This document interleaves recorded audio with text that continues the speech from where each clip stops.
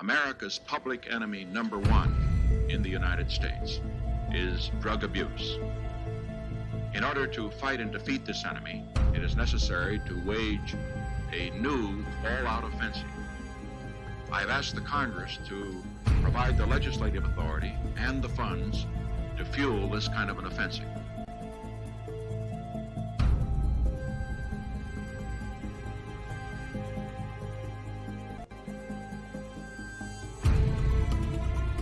Every school, college, and university, and every workplace must adopt tough but fair policies about drug use by students and employees.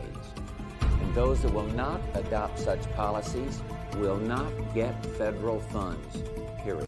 There is a teenage girl who should be in school instead of giving birth to a child addicted to cocaine. So Jim did something.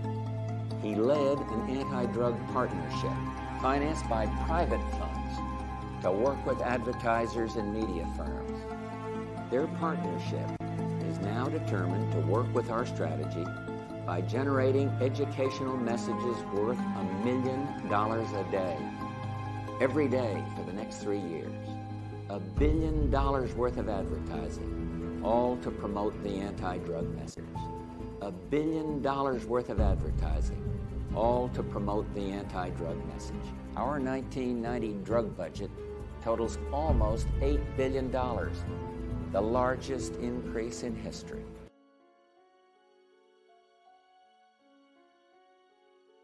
Drugs, especially alcohol, have been used worldwide for centuries. By the mid-19th century in the U.S., recreational opiate use was becoming more common, with famous pain-relieving products marketed towards middle-class white women for pain and soothing a child that contained combinations of opium, alcohol, and sometimes cocaine. Drug use has not always been criminalized in the U.S. It's been stated that the conflict over social justice is exactly what the story of narcotics in America is about. Associating drug use with people of color and racist stereotypes to justify punitive drug policy has been and continues to be a common practice throughout U.S. history. Federal criminalization of drugs in the U.S. began with the Smoking Opium Exclusion Act of 1909. This banned the import and possession of opiates that were to be used purely for recreational use. This law was specifically fueled by racism and xenophobia towards Chinese immigrants at the time who had been associated with smoking opium in opium parlors. Chinese workers were feared, discriminated against, and were excluded from social welfare benefits, and also from participation in the life of the country. It is important to note that opiates and other narcotics that had similar effects to smoking opium were widely available at this time. Additionally, the first anti-cocaine laws in the South in the early 1900s were directed at black men, and the first anti-marijuana laws in the Midwest and Southwest in the 1910s and 20s targeted Mexican migrants and Mexican Americans. The Nixon administration declared a war on drugs in June of 1971, and it is widely known to be a massive failure. The targets of this war were often poor people, specifically in black communities and communities of color. Less than 2% of the U.S. believed drugs to be an important issue at the time, but due to the U.S. public's great concern about race, a war on drugs could address these concerns. Nixon placed marijuana in Schedule I, the most restrictive category of drugs, despite a 1972 commission unanimously recommending decriminalizing the possession and distribution of marijuana. But recently, a 1994 quote from an aide to President Nixon has surfaced claiming that the war on drugs had everything to do with race and politics. The Nixon campaign in 1968 and the Nixon White House after that had two enemies, the anti-war left and black people. We knew we couldn't make it illegal to be either against the war or black, but by getting the public to associate the hippies with marijuana and blacks with heroin, and then criminalizing both heavily, we could disrupt those communities. Indifference is not an option. We want you to help us create an outspoken intolerance for drug use. For the sake of our children, I implore each of you to be unyielding and inflexible in your opposition to drugs. Our young people are helping us lead the way. Not long ago in Oakland, California, I was asked by a group of children what to do if they were offered drugs. And I answered, just say no. Ronald Reagan expanded the drug war through harsh policies. Public concern about illicit drug use built throughout the 1980s, largely due to media portrayals of people of color addicted to the smokable form of cocaine dubbed crack. Anti-drug funding increased by hundreds of millions of dollars between 1981 and 1991, while actual drug treatment funding reduced by almost $200 million between 1981 and 1984, and even more millions of dollars were cut from education. Many abstinence-based programs were put in place, and Reagan's policies blocked the expansion of syringe access programs and other harm reduction policies. The Anti-Drug Abuse Act of 1986 brought harsh mandatory minimums that fueled mass incarceration. These meant a minimum of 5 years for possession of any cocaine-based product, and any drug-related charge excluded the convicted from federal housing, food, and loan benefits. The number of people behind bars for nonviolent drug law offenses increased from 50,000 in 1980 to over 400,000 by 1997. Notoriously, Bill Clinton rejected a recommendation to eliminate the disparity between crack and powder cocaine sentences, which was highly variable by race. This disparity was reduced from 100 to 1 to 18 to 1 by the Obama administration. This still created disparities. George W. Bush militarized domestic drug law enforcement. By the end of his term, there were about 40,000 paramilitary-style SWAT raids on Americans every year, mostly for nonviolent drug law offenses, often misdemeanors. Furthermore, this fueled mass incarceration. From 1970 to 2010, incarceration rates more than quadrupled from 200,000 to 2.2 million people. Since 1971, the war on drugs has cost the U.S. $1 trillion. In 2015, the federal government spent an estimated $9.2 million daily to incarcerate people charged with drug-related offenses. That's more than $3.3 billion annually. From 1970 to today, there is what is referred to as an opioid crisis or epidemic. There were 71,000 accidental drug overdose deaths in 2019. Accidental drug overdose is currently the leading cause of death in the United States for those under 50. More Americans died from a drug overdose in 2017 alone than died in the entire Vietnam War. Nearly two-thirds of 2016 deaths involved a prescription or illicit opioid, much of that driven by synthetic opioids like fentanyl. Since the 1970s, drug use and the crack epidemic, particularly in Black communities, was treated as a moral failing, requiring harsh drug laws and providing few options for treatment. In a media analysis of the 2000s by Netherland and Hansen, they found news headlines focused on the opioid epidemic, specifically among white suburban youth and middle-aged white housewives. They argue that this portrayal of the current epidemic has created a white drug user as one that is an innocent victim worthy of empathy and deserving of less punitive policy responses. While research shows that Black and brown people who use drugs are more likely to be incarcerated than white people, in addition to being less likely to be seen by healthcare providers and offered addiction treatment, counseling, or tools for prevention of overdose and injection-related infections. Hoping and praying alone will not make it better. Arresting, jailing, stigmatizing the victims will not make it better. Our friends are dying. Our neighbors are dying. Our coworkers are dying. Our children are dying every day. In numbers we can no longer afford to ignore.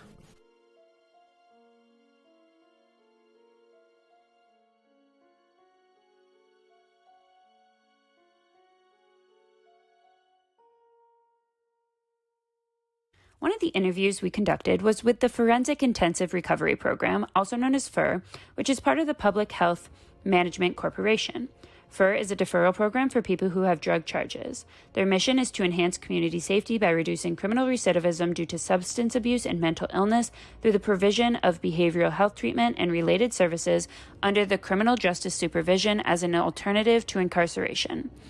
The program was originally created due to the overcrowding and unfavorable conditions in the Philadelphia jails. Today you will hear from Catherine Addison, the Director of Case Management and Program Standards. Evan is a native of Puerto Rico living in Philadelphia since 1987. Evan is a person with lived experience living in long-term recovery from substance use disorder and a mental health condition. He spent time incarcerated where he experienced severe withdrawal symptoms, and his substance use disorder was not adequately treated. Evan is a success story. He's now a program manager at Mental Health Partnerships and is a certified recovery specialist and peer specialist. Evan volunteers on various national and local task forces. Evan is now a social work master's student at Widener University, finishing this May. Adam McNeil, a Philadelphia native, is the CEO and founder of Sister Talk PHL, a grassroots nonprofit organization that provides young African-American single mothers with the resources and services they need, and simply does good within the community. Prior to realizing his dream of, quote, changing the world, Adam spent nearly 10 years of his life behind bars for drug use, sale, and a multitude of other reasons.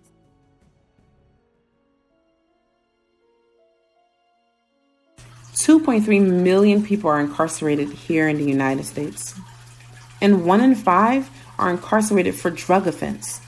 Also, approximately 2/3 of people in U.S. jails and prisons have a substance use disorder.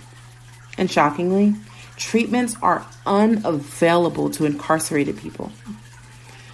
Interestingly enough, in the first 2 weeks after being released, this population has an overdose risk that is 40 times higher than the general public. This is a clear indicator that incarceration is not a treatment option for substance use disorder. It is important to note that the majority of those arrested and incarcerated were taken in for personal possession, not for sales. After release, the challenges persist. What is it like as social workers to be tied to the criminal justice system through FIR and with probation and parole services? With us as social workers, because it's important as we look at that individual in the community. And part of that community is their probation officer and how they still have requirements to comply with court. So by us being able to help that individual walk that line between the legal piece as well as their community, it really helps that individual become more sustainable because they can understand their rights. It also helps us educate, like Hadiati said, probation officer on just the addiction and concepts, because they're two different concepts that we have here. Probation, punitive, or they used to be as punitive. They're being more open, but also treatment programs that sometimes you have to make mistakes in order to learn a lesson. So if someone, like Hayat mentioned, resumes use of substances, that's our recovery language for relapse, is that we have to really advocate for the PL. Don't lock Catherine back up because she resumed use of substances. She has a behavioral contract now. There's a plan. She learned from her lesson. This is what she's going to do differently.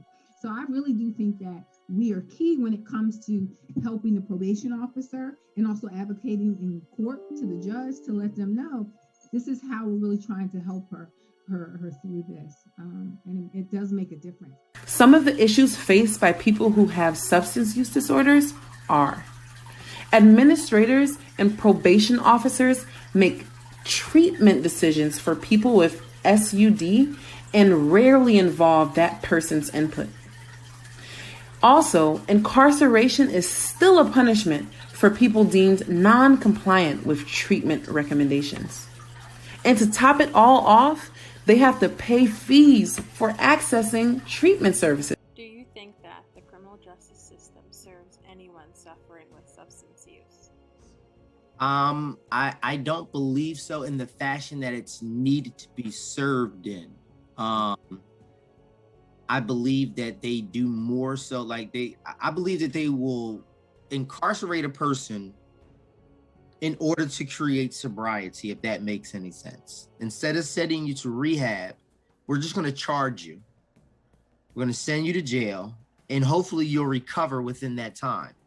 There are NA programs, while you're there, utilize that and talk to your counselor, about programs when you get out.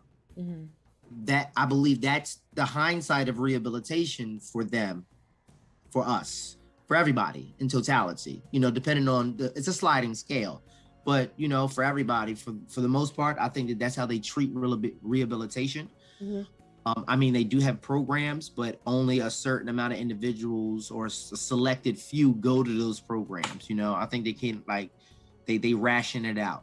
If they have more therapy in jail, it would be good, like real therapy, but they don't treat mental trauma, and we still come out broken. So, it's a lot, but like I said, accountability is a big thing. In retrospect, what do you think could have been better for you as someone who was struggling with an addiction versus being incarcerated? What options do you think should have been presented to you at the time? So there's a need for when police officers come into contact with individuals who might be struggling with a substance disorder, and not to like just make it about substance disorder. I mean, the same could be said with individuals with homelessness, with mental health challenges, an array of things. But I know the topic today is substance disorder. But there needs to be qualified individuals tagging along with the police officers that really assess and determine and more importantly refer people out to services that are needed. So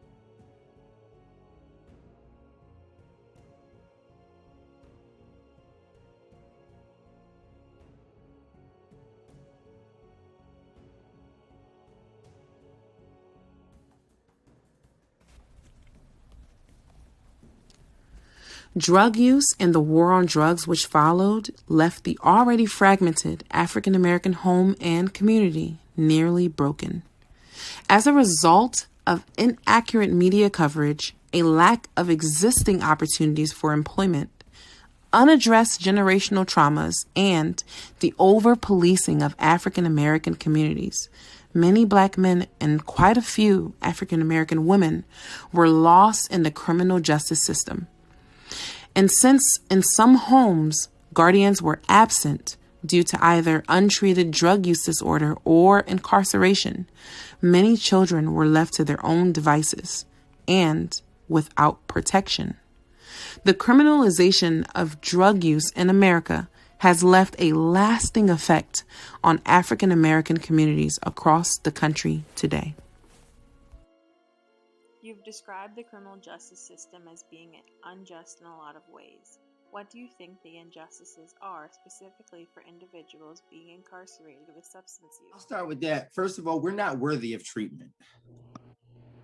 You know, that's how I feel. You know, as a Black American in the justice system, I don't feel that I'm worried. You know, I don't feel that they think that is something that is beneficial to me. You know, I was having a conversation with somebody yesterday. This Bill, and Bill said, you know, growing up, he's seen a lot of injustices and indifferences between, you know, how he was punished versus how his classmates were punished. You know, he said I could get caught with an ounce of cocaine and I can get treatment court, and you know, I can say that that's personal use, and I'm addicted to drugs, but you get caught with an ounce of cocaine and they're trying to give you 10, 20 years in prison. Yeah. You know, they said there is no fair scale when it comes to drug use, when it comes to Americans in the criminal system. I believe that should be an option for everybody, no matter what color you are.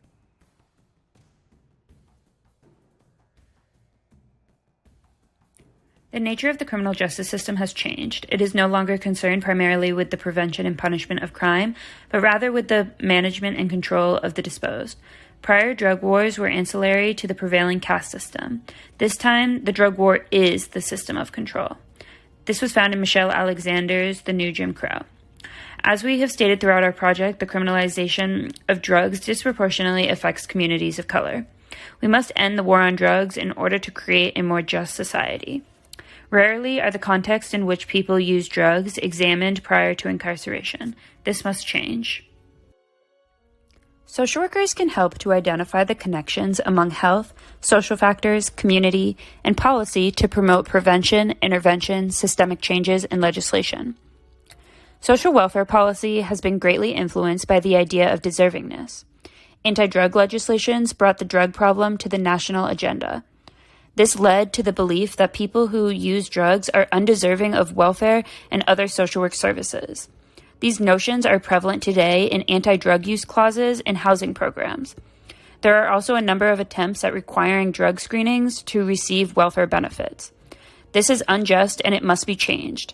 It is our role as social workers to advocate for individuals who struggle with substance use and show people in our society that those who use substances are deserving of treatment, welfare benefits, and social work services. Communities of color experience disproportionate incarceration rates, poverty rates, health disparities, and education disparities. This has implications for the role of social workers.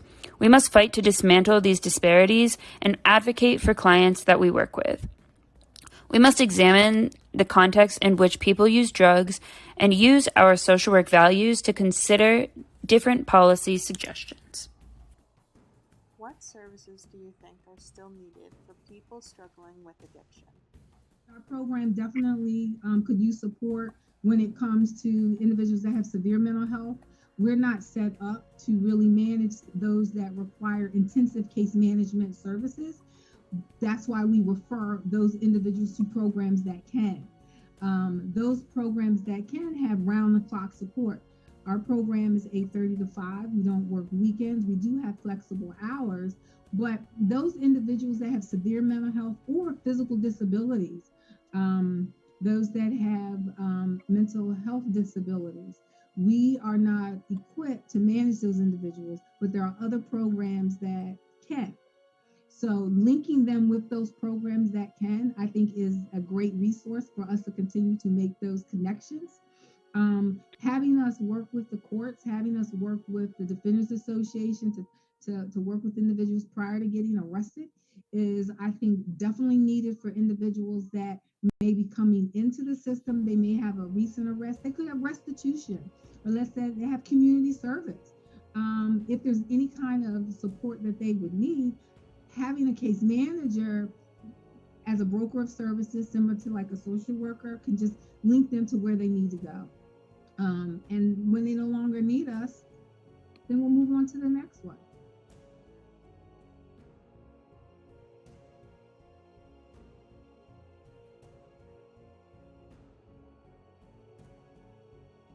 Our social work values can frame where to go next. The first social work value is service. In order to uphold this social work value, we must address social problems. In other words, we must address the social problem of addiction and the root causes of why people are using substances. Next, we must consider different types of treatment programs, such as evidence-based harm reduction techniques. Thirdly, we must take money from the criminal justice system and transfer it into substance use and mental health treatment programs. In other words, we must defund the police. The next social work value that we should consider is social justice. We must advocate for social justice by advocating for decriminalizing drugs, reducing stigma, creating treatment alternatives to incarceration, making treatment more accessible to communities of color, and removing criminal records. Next, we must look at the dignity and worth of all people. In order to uphold this third social work value, we must understand that substance use serves a different purpose for different people. Additionally, when considering treatment programs, we must consider the different type of traumatic experiences that people go through. The next social work value is the importance of human relationships. In order to uphold this social work value, we must design treatment teams that are representative of the populations that they serve. The next two social work values are integrity and competence. In order to uphold these social work values, social workers can increase their knowledge by including the voices of people who have been incarcerated for their substance use. This can help educate us on how to best create treatment programs, and it can help to create new policy reforms.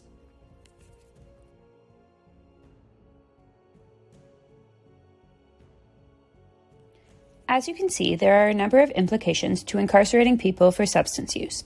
Social workers can be social change agents in working to create reforms in the criminal justice system and fight for social justice. I am often referred to as a perfect example of how someone is able to turn things around for good.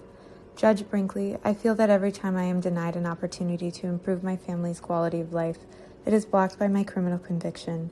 I feel that I continue to serve my sentence again and again in one form or the other. The purpose of this letter is to raise awareness of the systemic barriers to employment and to living a life of wellness and prosperity following a criminal conviction.